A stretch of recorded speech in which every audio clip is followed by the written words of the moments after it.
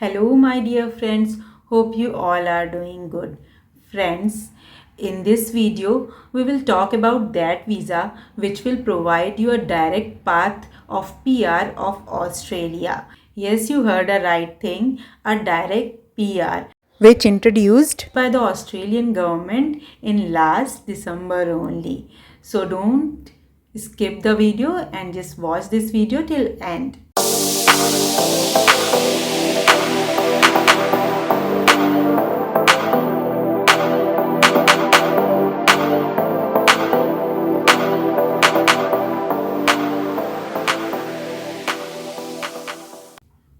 Friends, इस vlog में आगे बढ़ने से पहले और उस वीज़ा के बारे में बात करने से पहले जल्दी से मेरे चैनल को सब्सक्राइब कर दीजिए and don't forget to click on the bell icon so you can get my all upcoming videos notification. So friends, क्या है ये वीज़ा, कौन सा है ये वीज़ा? सो इस वीज़ा का नाम है नेशनल इनोवेशन वीज़ा सब क्लास 858। जी हाँ फ्रेंड्स, इस वीज़ा को ऑस्ट्रेलियन गवर्नमेंट ने 7 दिसंबर 2024 में इंट्रोड्यूस किया है और इसने रिप्लेस किया है ग्लोबल टैलेंट वीज़ा को, जो कि 6 दिसंबर 2024 में ऑस्ट्रेलियन गवर्नमेंट ने बंद कर दिया है। So basically global talent visa को रिप्लेस करके ये वीज़ा लाने का एक ही मोटो है ऑस्ट्रेलियन गवर्नमेंट का कि जो भी हाईली कैलिबर इंडिविजुअल्स हैं और वो ऑस्ट्रेलिया आना चाहते हैं तो उन्हें ईज़िली यहाँ पर आने का मौका मिले और वो यहाँ पर आ कर के ऑस्ट्रेलियन इकनॉमी में कोई ना कोई अपना कंट्रीब्यूशन दे पाएँ। सो अगर आप भी अपनी फील्ड में बहुत ज़्यादा हाईली टैलेंटेड हैं और आपने अपनी फील्ड में नाम कमाया है, आप हाईली रिकॉग्नाइज्ड पर्सन हैं, तो आप इस वीज़ा के लिए अप्लाई कर सकते हैं। सो कौन सी ऐसी फील्ड्स हैं जिसके लोग यहाँ पर आकर के अपनी प्रोडक्ट लॉन्च कर सकते हैं? सो जैसे सबसे पहले है एंटरप्रेन्योरशिप। सो जो भी एंटरप्रेन्योर नया स्टार्टअप यहाँ पर ला करके लॉन्च करना चाहते हैं या कुछ अपने न्यू आइडियाज़ यहाँ पर ला के लॉन्च करना चाहते हैं और यहाँ की ऑस्ट्रेलियन इकनॉमी में कुछ कंट्रीब्यूट करना चाहते हैं, तो वो इस वीज़ा के थ्रू अप्लाई कर सकते हैं। दूसरा है इनोवेटर, जिन्होंने कुछ नया न्यू प्रोडक्ट लॉन्च किया हो या कोई सॉल्यूशन न्यू लॉन्च किया हो किसी प्रोडक्ट से लेकर के, या वो लॉन्च करना चाहते हैं ग्लोबली, सो वो यहाँ पर आ सकते हैं।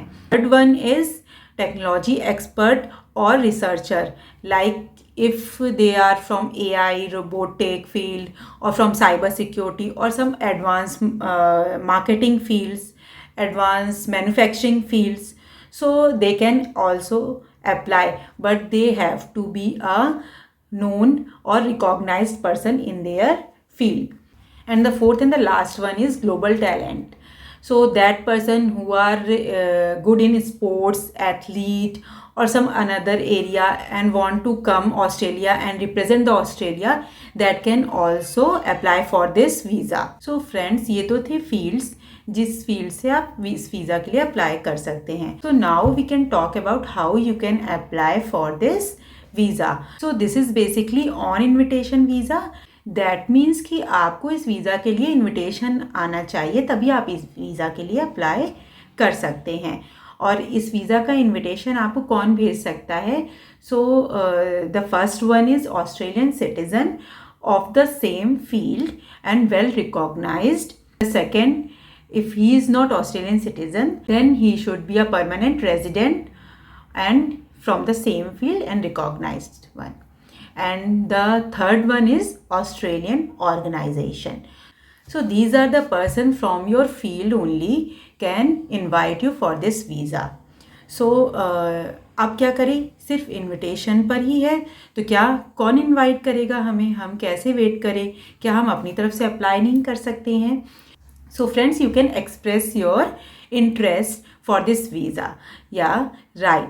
So आप क्या कर सकते हैं? So आप अपना एक्सप्रेशन ऑफ इंटरेस्ट डाल सकते हैं अपने सपोर्टेड डॉक्यूमेंट्स के साथ, जो प्रूफ करे कि हाँ आप अपनी फील्ड के रिकॉग्नाइज्ड पर्सन हैं और आप यहाँ आकर के कुछ नया इनोवेट ही करेंगे, कुछ आप यहाँ की इकनॉमी को इंक्रीज़ ही करेंगे, कुछ अच्छा देंगे यहाँ की इकनॉमी के लिए। उसके बाद अगर आपका एक्सप्रेशन ऑफ इंटरेस्ट जो है वो सेलेक्ट होता है तो आपको इनवाइट आएगा इन प्रॉपर पर्टिकुलर पर्सन्स की तरफ से जो मैंने आपको बताया, और फिर उस इनविटेशन को एक्सेप्ट करने के लिए और इस वीज़ा के लिए अप्लाई करने के लिए आपके पास 60 डेज़ होंगे। 60 डेज़ के अंदर अंदर आपको ये वीज़ा अप्लाई करना होगा। उसके बाद फ्रेंड्स बात करते हैं कि एज लिमिट कितनी होनी चाहिए इस वीज़ा को अप्लाई करने की।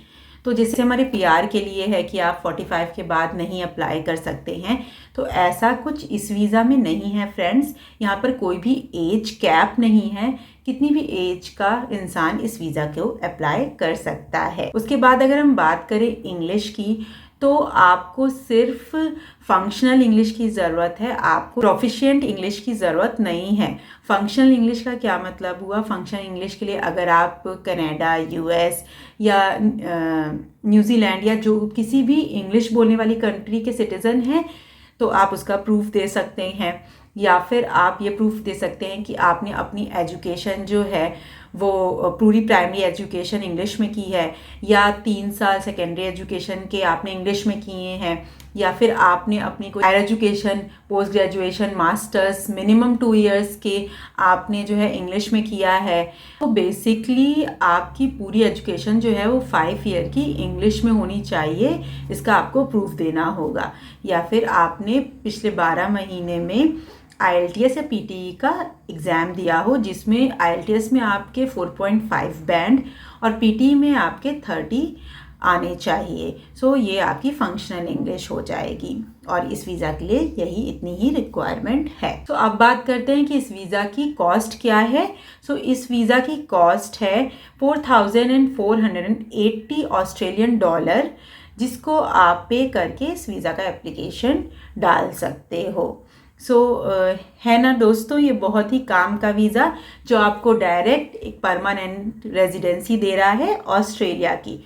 तो अगर आपको ऐसा लगता है कि आप इस वीज़ा के लिए एलिजिबल हैं और आप इस वीज़ा के लिए अप्लाई करना चाहते हैं, तो आप इमी अकाउंट क्रिएट करके अप्लाई कर सकते हैं।